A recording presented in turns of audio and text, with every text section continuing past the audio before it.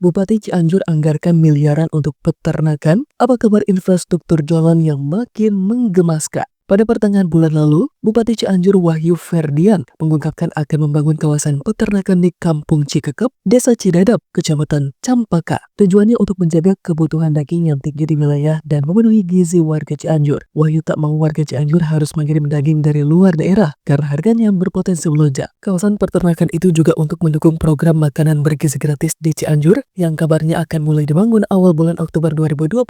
Anggaran yang digelontorkan sebesar 2,8 miliar rupiah meliputi pembangunan kandang ayam dan sapi, gudang, pos keamanan, dan pembuatan jalan produksi. Selain itu, anggaran tersebut juga sudah termasuk 25 ekor sapi perah dan 700 ayam buras. Kawasan peternakan itu akan berdiri di lahan Pemda Cianjur seluas 12 hektar. Tujuan kawasan peternakan ini memang bagus, tapi jangan lupakan permasalahan jalan rusak di Cianjur yang dapat menghambat distribusi daging. Wahyu Ferdian seharusnya dapat belajar dari peristiwa gempa Cianjur 2022 lalu, saat bantuan logistik terhambat karena akses jalan rusak dan tertutup material longsor. Menantu sekaligus adik ipar dari mantan Bupati Cianjur ini beberapa kali memang menegaskan akan melakukan pembangunan dan perbaikan jalan secara merata bagi warga Cianjur. Ucapan tersebut terdengar seperti deja vu karena pernah terucap juga oleh pemimpin sebelumnya yang merupakan saudara dari Wahyu Ferdian. Sejumlah laporan dari netizen yang mengeluhkan jalan rusak di kota Tauco menghiasi jagat maya nyaris setiap hari. Beberapa laporan viral ada yang langsung ditanggapi dan diperbaiki, tapi tak sedikit netizen yang gigit jari lantaran laporannya belum ada tindak lanjut. Sebagian titik jalan yang diperbaiki bersifat darurat alias sementara, tidak dilakukan secara permanen. Berdasarkan laporan dari Pusat Vulkanologi dan Mitigasi Bencana Geologi, sejumlah titik di Cianjur memang berada di zona merah pergeseran tanah, sehingga perbaikan jalan perlu penanganan teknis oleh para ahli, bukan sekedar tambal aspal yang penting mulus. Perbaikan permanen seperti ini memang butuh anggaran tak sedikit, apalagi masih banyak titik jalan rusak di Cianjur yang harus segera diperbaiki.